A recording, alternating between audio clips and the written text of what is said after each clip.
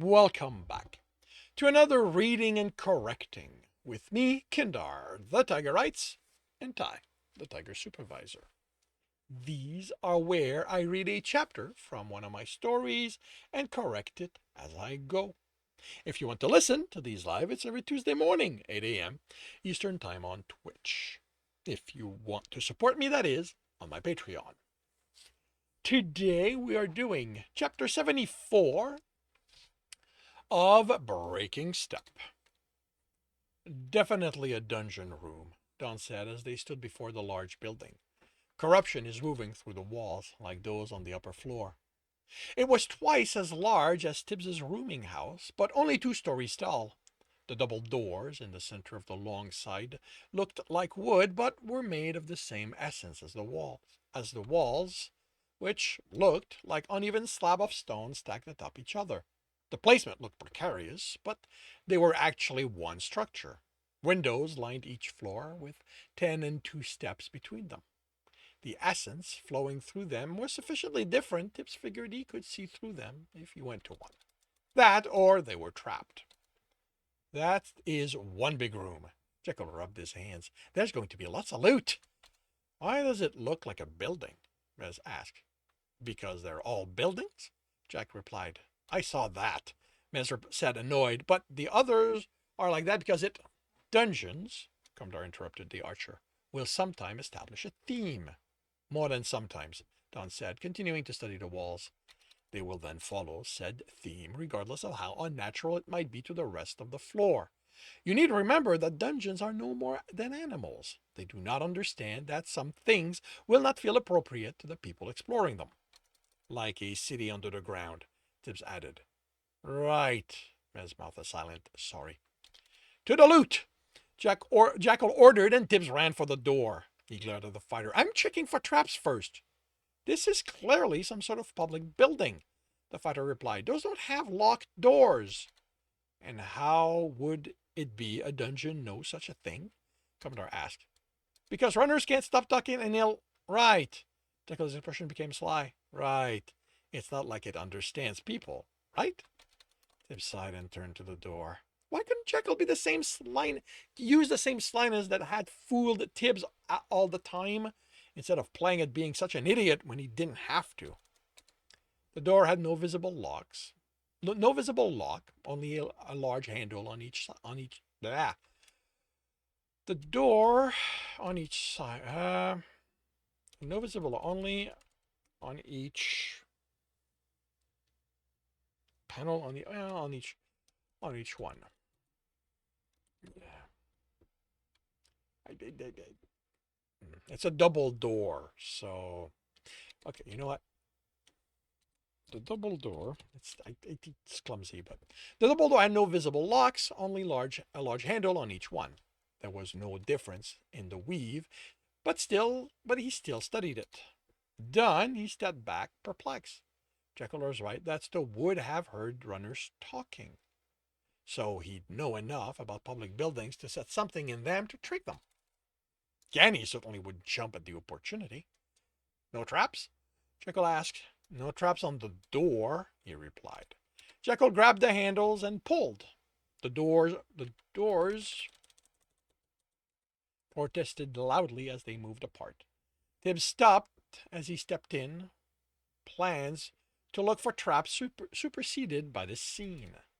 There were a lot of people in the rooms, which seemed to take up half the length of the building, with the doors also in its center. Tibbs could tell it wasn't so deep as to reach the rear, but he couldn't tell by how much. A counter ran the length at what Tibbs thought was 10 paces before the back of the wall. It was divided by wooden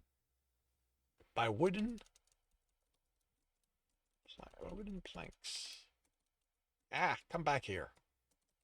By wooden planks. On top, with a line of people standing before each formed section, and a person on the other side facing them. Unlike the people Goldham they had fought, these looked like townfolk. townsfolk representing most categories of people in Craggle Rock, although nobles would never stand in such a way behind and before common folks. The person at the counter gestured to the one on the other side. They exchanged something, stepped aside.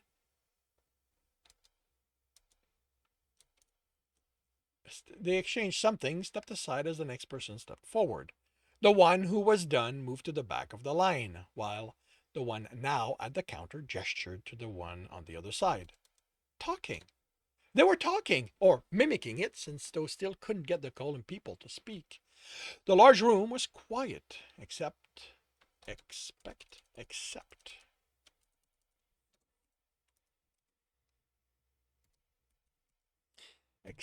for the sound of footstep and rustling of cloth. It all seemed normal. It all seemed so normal it made Tibs uncomfortable. What was the point of this room? What is this? Jekyll asked, his voice harsh and awed, standing next to Tibs. It looks like some sort of permit office, Mez answered. Then elaborated as Tibs and the fighter stared at him. My father has a my father has my father's second cousin runs a tailor shop. I was sent to help him during a trade festival. We spent hours in a place like this the day before so he could get the permit for his festival booth. It feels highly unusual for a dungeon to make such a place, Gumdar said, considering dungeons cannot know of them. Jekyll smirked at the cleric's slip, and Tibs elbowed him before he could say anything. You better hope this isn't about standing in line until we reach the teller, Don said. We'll die of boredom before that happens. My family was mercantile before that was taken from them, remember? He said at the looks directed at him. I might not have been expected to help run it, but I have had to stand in a line with my father or brother far too often to ever want to do it again, even as part of a dungeon puzzle. There are other doors. Tip pointed to the ones at each side of the far wall, then jumped to make out the top of the door he sensed at the back wall and pointed to it. Maybe we need to reach one of them without disturbing the lines? He didn't think it was he didn't think that was it. Well, the lines were long enough to reach the blue carpet that went the length in the center. There was still ample room to walk, unless the door then needed unless the door they needed was at the back. That one Tibbs couldn't tell how to reach it without disturbing someone, since they'd have to go over the counter. He stepped forward, but Maz caught his arm. Wait, he searched the crowd. If this is like the office I went to, there should be agents of order. They're like guards, but work for the institution. They make sure everything proceeds in an orderly fashion. That one. He pointed to a woman in a gray robe with a golden collar. It was the same as what he could see from the person on the other side of the counter. Of the persons on the other side of the counter. The tellers, as Don called them. There and there. A man and another woman in the same robe. Tibbs thought they were in line too, then realized they stood next to them. Those don't look like guards, Jekyll said. They look like clerks. It's what they are back home, but this is a dungeon. If, like Tibbs thinks, the point is to make it to a door, they are what's going to get in our way. Those in line can also cause trouble, Don said, if they think we're trying to cut ahead of them. I've seen it happen. Too many people, not enough time or patience. It didn't make me want to return the next time I was tasked with keeping one of my siblings company. Then this is a maze. Now that he knew what to look for, Tibbs found two more agents among the lines. As he considered how much in the center, how much, as he considered how close to the center of the carpet they'd need to remain to avoid bumping in the back of the line.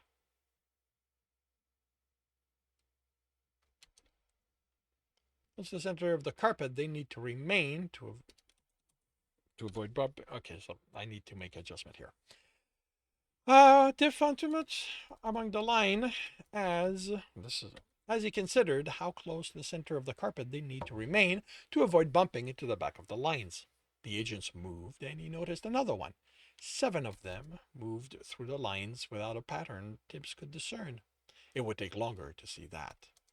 What happens if we step close to a line? Jekyll asked. I get to kick those agents' asses? Doing that could start a riot, Don replied.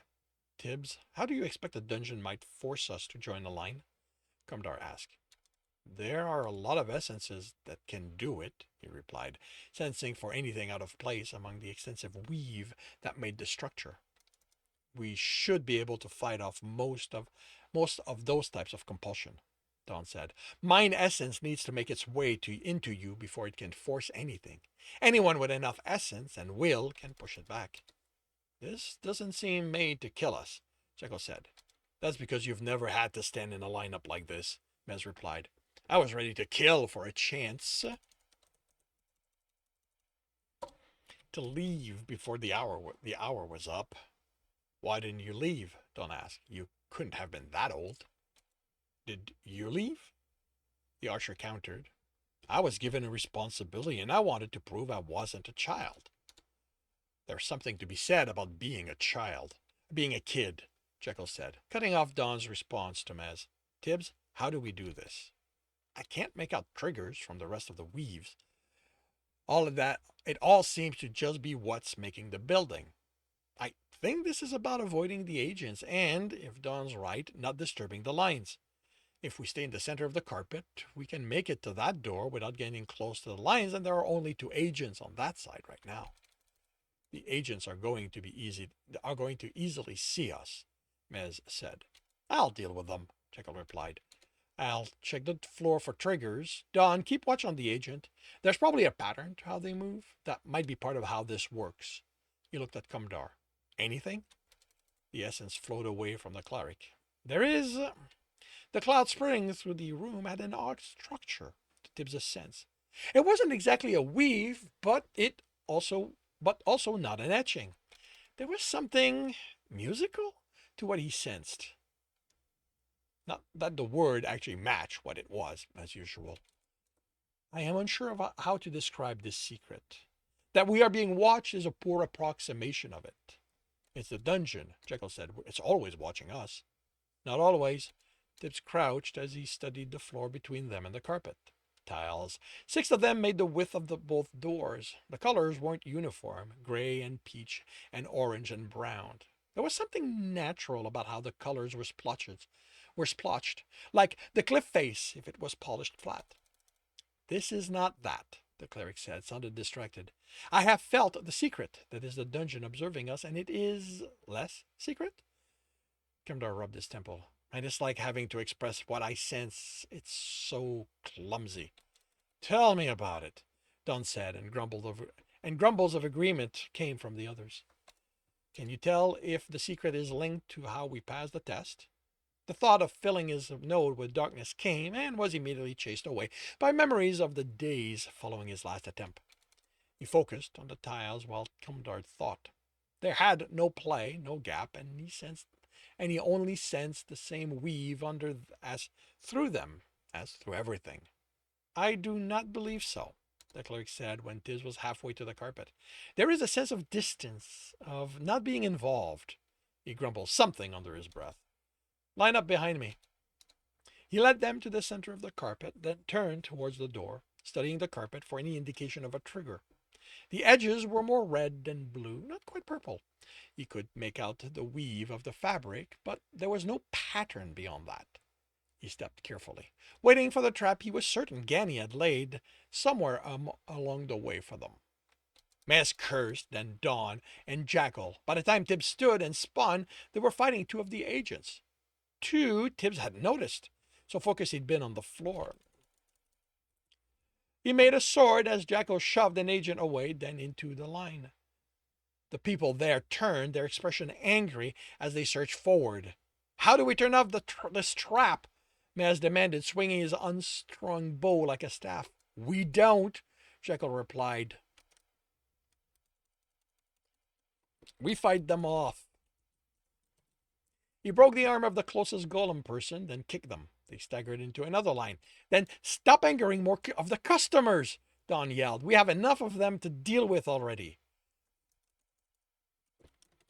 A motion, and he grabbed then a motion, and he grabbed the line of corruption, swinging it and hitting the approaching people with it.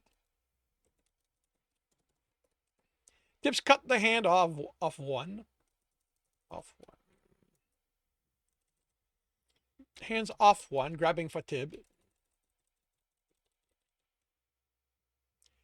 Cut the hands off the one, grabbing for Jackal, then the leg out from under someone on the other side. Heat erupted next to Tibs, then Mez backed into him, nearly sending both of them down as he hit a customer with his flaming bow. We need more space. The archer yelled. Don't!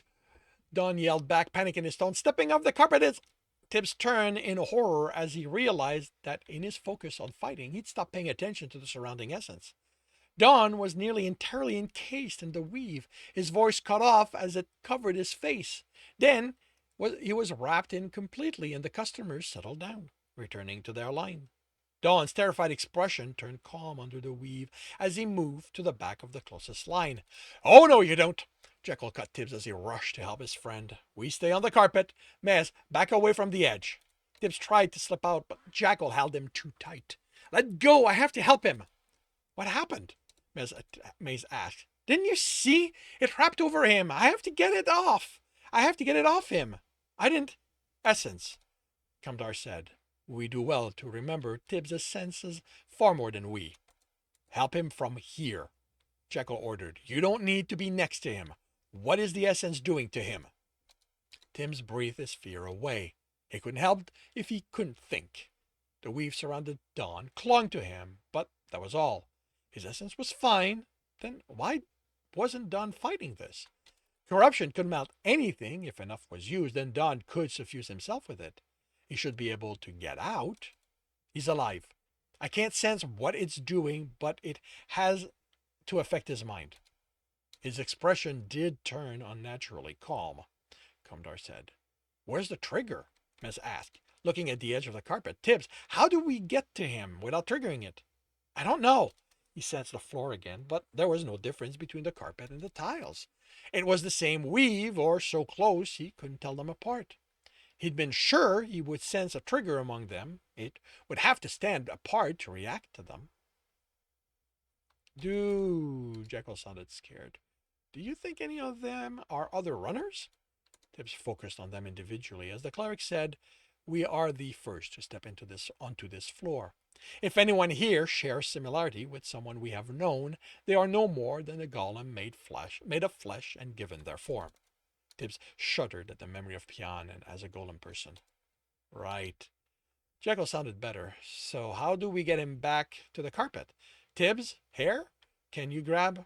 I would advise against doing anything to disturb the line, Kamdar said. Dawn warned us they would retaliate, and you demonstrated it. He is now part of one, and I believe that whatever enchantment has him will force him to retaliate if he is disturbed. So, does it let him go when he reaches... Does it go once he reached the front of the line? Jekyll asked. Is the trap to kill him with boredom? And if he makes it there, he walks away? They don't walk away, Mez said. They go to the back of a line. Why are they here? Tibs asked. This felt like something Genny made more than Stowe, and she put how the trap worked inside what it was, to stand in line. Jekyll said, I mean in a real one. Mez, what happens in a place like this? You get a permit. The people explain what... No, what does that mean? You said you needed it for a booth. Why? The merchants here don't need that for theirs, do they? He looked at them, but they shrugged. Getting the permit means he showed he could do something with the booth. I think it was about how much he'd be able to sell. He handed papers over. They looked at it. Then he paid and got... How much? What? How many coins did he have to pay? Pay what was owed and free Don? I don't know. Mez looked around.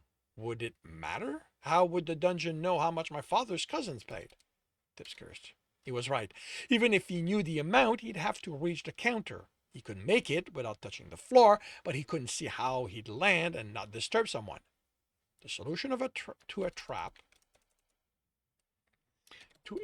was always something everyone in the party could manage. So it wasn't at the counter. Can a customer go at the back? That was the only place they could reach. Oh no, I only went that one time. What if something goes wrong with the teller? If you think the teller is swindling you?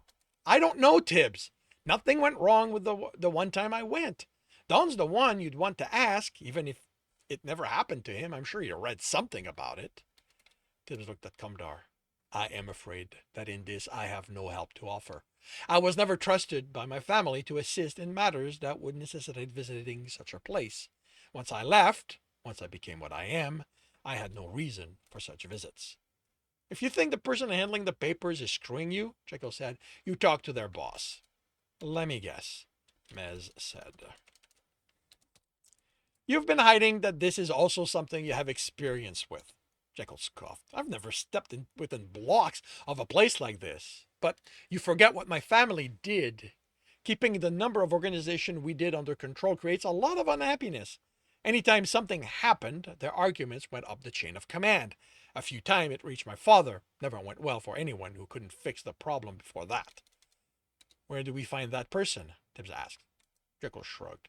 Wherever those in charge of a place like this are. Their homes, if they're powerful enough.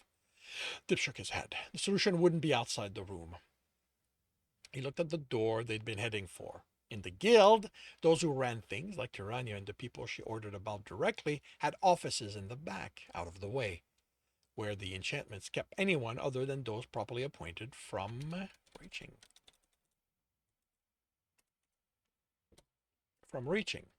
He looked at the counter, sensed the door beyond it. It was no different from the one at the end of the carpets, but something told him it would be the direct one to the solution. Only to reach it meant stepping off the carpet, and he was the only one who could do it, so it had to be the door before them. There was more than one way of reaching Tirania's office. It wasn't only the enchantment that made the halls go around all over the place. Even protected from it, they still did, just in a more orderly manner. He headed for the door. Tibs, Jekyll called. What are you doing? I'm going to demand to speak to their boss. And that concludes Chapter 74 of Breaking Step. If you are enjoying this, please leave a like. If you want to know when the next chapter is going to be up, subscribe and hit the bell. If you want to read the story, as well as the others in the series, they are up on Royal Road. If you want to read ahead of Royal Road and support me in the process, that is on my Patreon. We are about 20 chapters ahead. And if you want to listen to these live, it's every Tuesday morning, 8 a.m. Eastern Time on Twitch. The links are in the notes, and with that, I shall wish you a good day.